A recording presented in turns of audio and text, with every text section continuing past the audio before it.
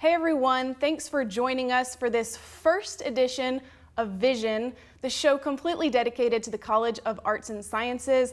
I'm Lindsay Morshauser-Poe and I will be your host for this season. And when we were scheduling the show, we couldn't think of a better guest to invite to start off the show than our current interim dean, Dr. Rick Travis. Thanks so much for joining us on the show today. Well, thank you. I'm glad I'm here. Absolutely. So, my first question is pretty basic. Tell us about the College of Arts and Sciences. Well, the College of Arts and Sciences, as I think many people know, is the largest college at Mississippi State. It's also the most diverse.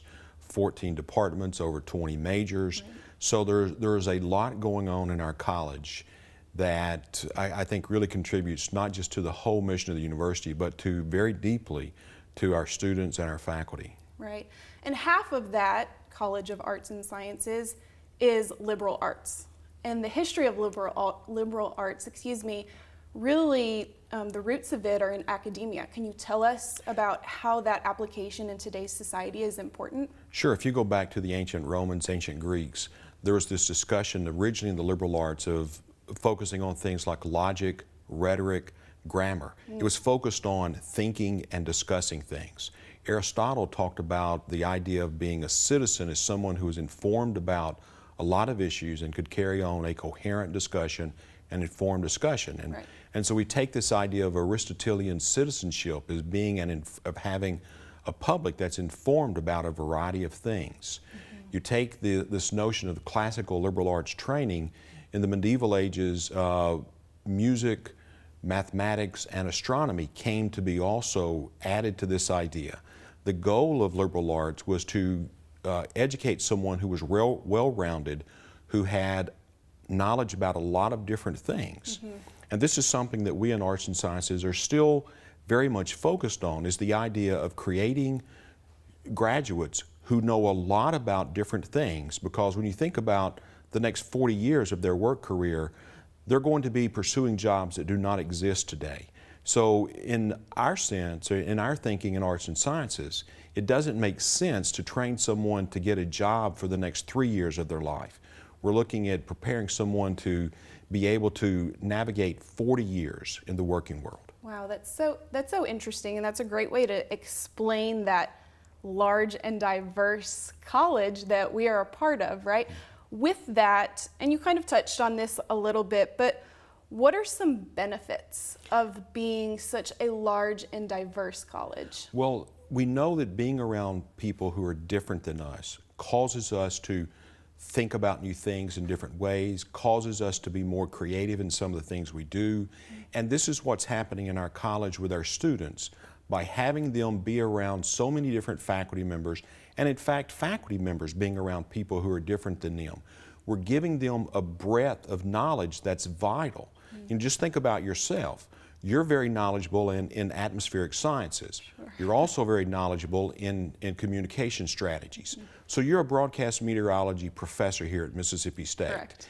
Someone who knows just a lot about one of those things could not do what you do. And so this is one of the benefits we get in our college of having people that have this range of skill sets. Sure, yeah, and it is so important, being able to communicate well in today's society and always. Super important. You think about preparing someone to be an on-air meteorologist. They're not just weather readers. Right. These are people who understand the science of meteorology and who can also communicate this, because they're skilled in that art, communicate this to whether it's farmers or football fans or people planning a family vacation. So they can give this information to people in a way that they need it to digest it. And so without this multiplicity of backgrounds, they wouldn't be successful. Right.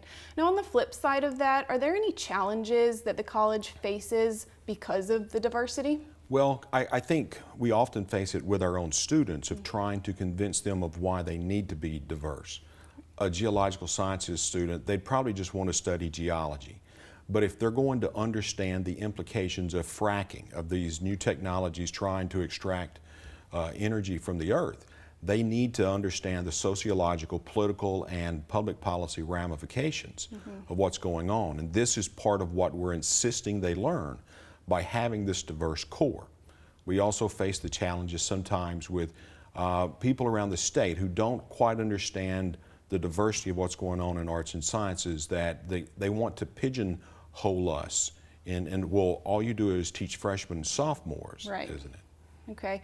And I want to turn the conversation a little bit about you really quick. You've been associate dean, you're current interim dean. What's the most fulfilling part about your position?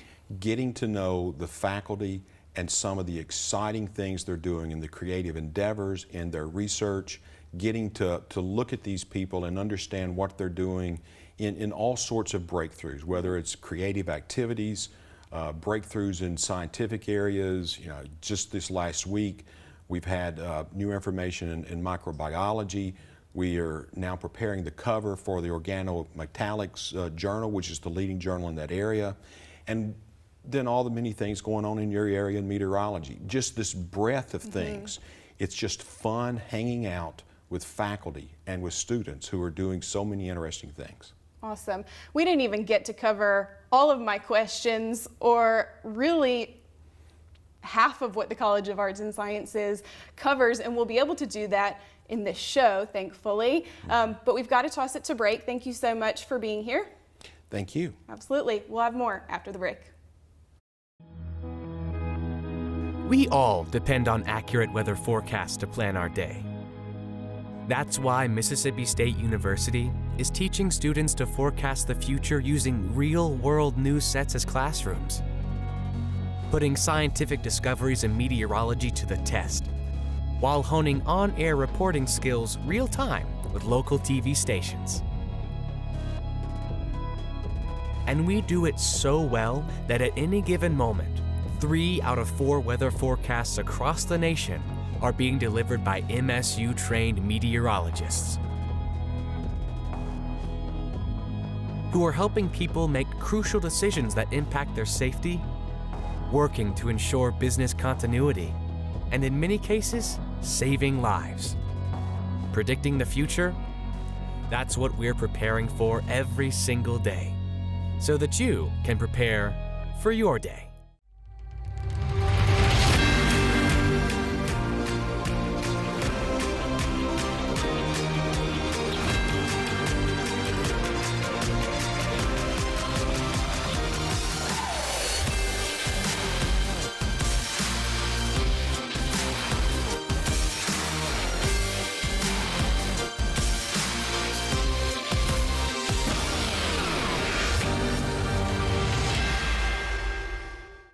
Hey, welcome back to Vision. We now have in studio Karen Brown. Welcome. Thank you.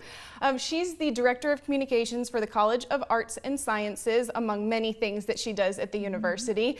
So tell us about that job. I know people probably say, what do you do? Exactly, all the time. It's hard to describe, but what I tell most people is I'm a cheerleader for arts and sciences. And I really feel like I've got the best job ever. As Dean Travis mentioned in the first segment, learning about what our faculty and our students are doing and then telling that story. So I think of myself as a storyteller, getting the word out about what we do, what makes us different, what makes us unique, and making sure people understand the story of arts and sciences. And like we discussed with Dean Travis, some challenges come with that because of its diversity and that it's so big. What challenges do you face in telling the story? It's funny, we've had students that graduate and not know they're in the College of Arts and Sciences. And so we thought we've got to do something while they're here, but also tie in with our alums, our faculty, so we've got something that brings us together. And that was a struggle because so many of the other units on campus have something that really distinguishes them or a symbol. So one thing we're trying to promote, if you haven't seen it yet, you will see it soon, is focusing on who we are. And the focus is the and. The ampersand. And the ampersand, and now you all have a hashtag, Discover Your And. Yes. And so that's how you came up with that hashtag. It's all about the ampersand. Exactly. Right. And what I love about that is it's one of those discussions over a desk in our office where we were struggling with that identity. And then collectively, all at one time, we all kind of just honed in on this, discover your and in the college. And we said, that's it. It's exactly what we've been trying to say. And what do you exactly mean with that hashtag? I know it has a special meaning. So one of the great things about being in the College of Arts and Sciences is the and, being able to bring two things together. For example, I can remember when I was a student, I was broadcasting and I was public relations, and a lot of people didn't see how those would come together. It's the best thing I ever did because I'm dealing with media every day. And how better to deal with media than knowing exactly what it takes to be on the other side of the fence. Right. But the other thing is you can also and your passions. I love it when our students say, I'm interested in sports and I'm interested in broadcasting, for example, and then you can work for a broadcast entity. Or I'm a chemist who also has a huge passion for finding a cure for something. So the and just symbolizes everything that you can do, you want to do. Mm-hmm. And I know it's a big year. Yes. 60th anniversary. So tell us what you have planned. I'm sure it's a lot. Well, and it's interesting. We decided against a big gala, a big event, and really putting the focus on our people. And that was actually a request of Dean Travis. And I think it's a fabulous idea to put the focus on who are we. And so the idea that we had was 60 stories for 60 years. So it was a long process, but we really sought out 60 different alumni that could tell our story. For example, last week, John Cohen was one of our alums. Okay. I think a lot of people don't think of a baseball coach, see there's the and again, being an alum of the College of Arts and Sciences. And who tells our story better than our students, our faculty, and our alums? Yeah, do you have any other examples of alumni coming up, or that I know there was maybe one before Coach Cohen that you all highlighted? Annalise Parks, Okay. who was a homecoming queen here at Mississippi State, also broadcast meteorology. Sid Salter, who's in our Office of Public Affairs.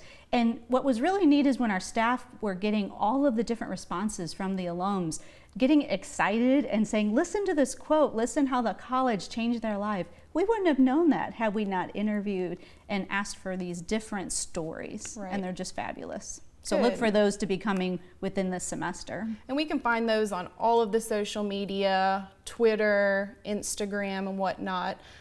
Also, the website.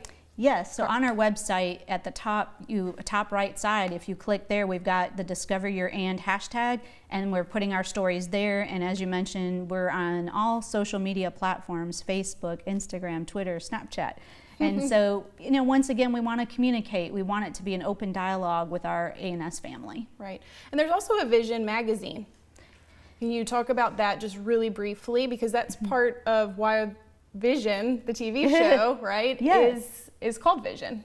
So we do a publication 2 times a year, and we do a thematic magazine. And what I mean by thematic is we find a common theme and then we try to build all of our stories around it, which again to me is case in point of how diverse and all the different things our college can provide. Sure. So we will be doing an anniversary edition, of course, for the 60th anniversary, telling our stories and taking a look back, but taking a look forward. That's what I love is arts and sciences is grounded so back in history, but we're moving forward. Okay, we've got to go. Join us next time.